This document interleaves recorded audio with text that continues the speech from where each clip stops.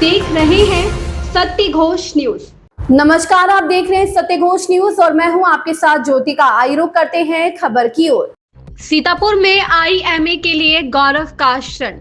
Doctor Vinod Kumar Tripathi निर्विरोध निर्वाचित हुए आईएमए उत्तर प्रदेश के प्रदेश उपाध्यक्ष। सीतापुर में इंडियन मेडिकल एसोसिएशन सीतापुर के लिए यह अत्यंत गौरव का क्षण है जब सीतापुर के वरिष्ठ चिकित्सक डॉक्टर विनोद कुमार त्रिपाठी को आईएमए उत्तर प्रदेश का प्रदेश उपाध्यक्ष निर्विरोध चुना गया है। आईएमए उत्तर प्रदेश के पूर्व प्रदेश उपाध्यक्ष एवं आईएमए सीतापुर के संरक्षक डॉक्टर आर के टंडन ने बताया कि उनके कार्यकाल के बाद लगभग 20 वर्ष के पश्चात यह पद पुनः सीतापुर के हिस्से में आया है। उन्होंने एक समारोह में इस उपलब्धि की औपचारिक घोषणा की। डॉक्टर त्रिपाठी का शपथ ग्रहण समारोह 29 से 30 नवंबर 2025 को बरेली में आयोजित आईएमए वार्षिक मीटिंग के दौरान संपन्न होगा। इस अवसर पर डॉक्टर विनोद कुमार त्रिपाठी ने अपनी उपलब्धि को आईएमए सीतापुर को समर्पित करते हुए कहा कि यह सफलता आईएमए और पीएमपी के सभी सदस्यों के सहयोग, समर्पण और एकजुटता का परिणाम है, जिन्होंने संस्था के सदैव सक्रिय और कार्यशील बनाए रखा। समारोह में प्रमुख रूप से डॉक्टर आर के टंडन, डॉक्टर पी के धवन, डॉक्टर आर के श्रीवास्तव, डॉक्टर शेफाली गोयल, डॉक्टर सुनील वैश्य, डॉक्टर तरुण सैगल, डॉक्टर गोपाल सिंह सहित लगभग 50 से अधिक आईएमए सदस्य उपस्थित रहे। इस दौरान उपस्थित सभी चिकित्सकों doctor Ajay Mehrotra, doctor Rajiv Kapoor, doctor Pankaj Awasthi, doctor Praveen Gupta, doctor Aftab Ahmed, doctor Shoaib Akhtar, doctor Shiva Sehgal, doctor Waikar, doctor colonel Sirohi, doctor Shalu Kapoor, doctor Shikha Gupta, doctor Chitra Vaishya आदि ने डॉक्टर त्रिपाठी को बधाई देते हुए उनके नए दायित्वों को सफल निर्वहन की शुभकामनाएं दी। सत्य घोष न्यूज चैनल सीतापुर से लक्ष्मीकांत वाजपेयी की खास रिपोर्ट। डॉक्टर साहब मेडिकल एसोसिएशन के प्रदेश उपाध्यक्ष चुने गए हैं। आइए जानते हैं डॉक्टर साहब से इस संगठन के बारे में और उनके दायित्व के बारे में। डॉक्टर साहब, सर आप प्रदेश उपाध्यक्ष चुने गए संगठन के, तो इसमें आपकी क्या जिम्मेदारियां बढ़ गई और इसको संगठन को क्या लाभ मिलेगा? देखिए, हमारे संगठन का नाम है इंडियन मेडिकल एसोसिएशन जी, जिसे हम लोग शॉर्ट में आईएमए कहते हैं जी। आईएमए की लगभग हमारे टोटल भारतवर्ष में 3 लाख से ऊपर सदस्य हैं और हमारा 80 उत्तर प्रदेश के जनपदों में प्रतिनिधित्व है। सीतापुर ब्रांच से मैं यहाँ का पहले सचिव भी रह चुका हूँ, उपाध्यक्ष था, और अभी मैंने प्रादेशिक स्तर पे प्रवेश किया है और मैं निर्विरोध वहाँ का उपाध्यक्ष चुना गया। ये बहुत बड़ी बात है सर। धन्यवाद। जी।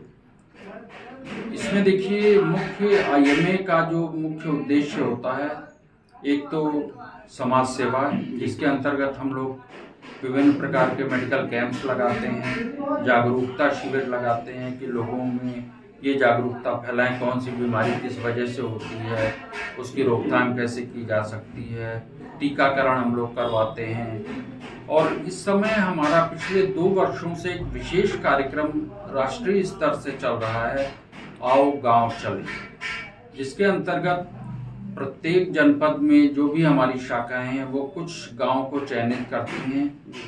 उनमें दूसरे तीसरे महीने, कभी कभी हर महीने वहाँ का हम लोग विजिट करते हैं, वहाँ के पेशेंट्स को जनरल अवेयरनेस देते हैं और साथ ही साथ में वहाँ पे अगर कोई पेशेंट्स हैं उनका परीक्षण करते हैं, उनको एडवाइस करते हैं और आवश्यकता पड़ने पर उनको हम लोग औषधि भी प्राप्त करवाते हैं, जिसमें कि हमारे सीएमओ साहब, हमारा स्वास्थ्य विभाग बहुत ही मदद करता है।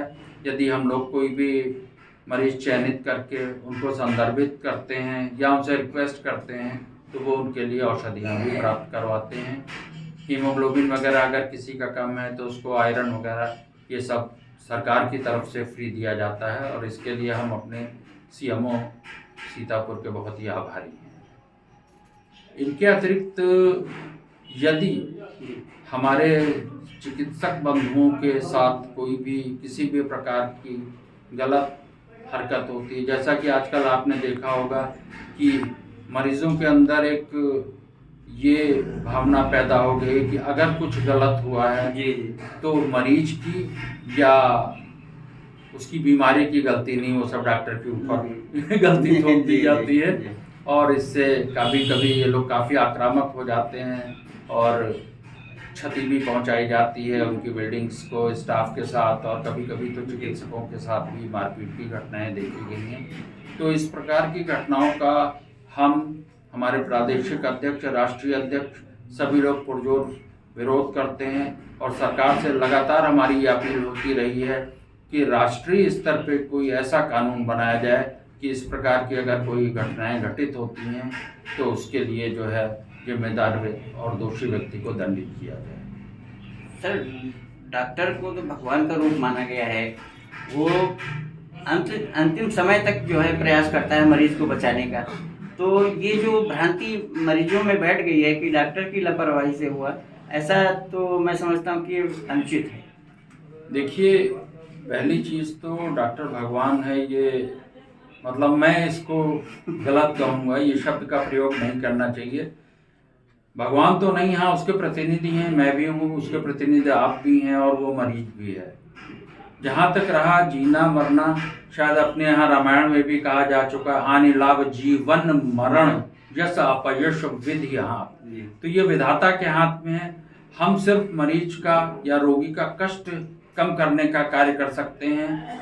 अगर देखिए समय किसी का भी आ गया है तो उसको ईश्वर ले जाएगा, और अगर ऐसा ही होता, डॉक्टरों के हाथ में सब चीज़ें होती, तो शायद आज डॉक्टरों की ही जनसंख्या होती और आम जनता ना होती, सारे डॉक्टर जीवित होते।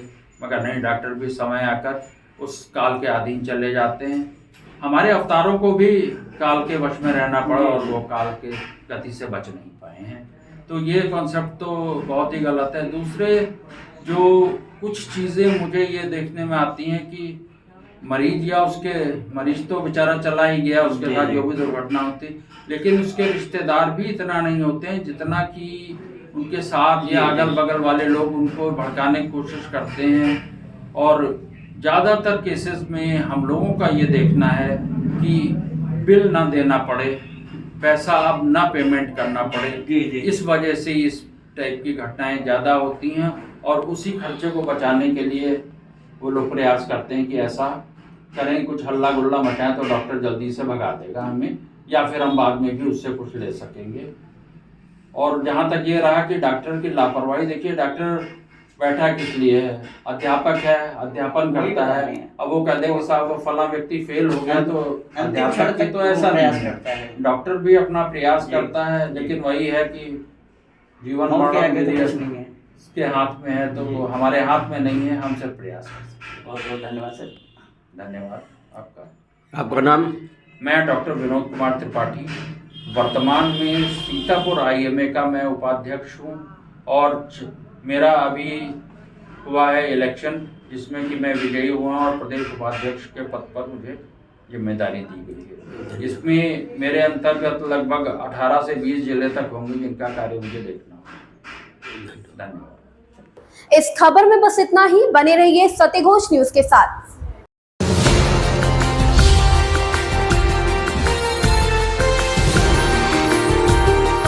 आप देख रहे हैं सत्यघोष न्यूज। लेटेस्ट अपडेट पाने के लिए हमारे चैनल सत्यघोष न्यूज को सब्सक्राइब करें, शेयर करें और बेल आइकन दबाना बिल्कुल ना भूलें।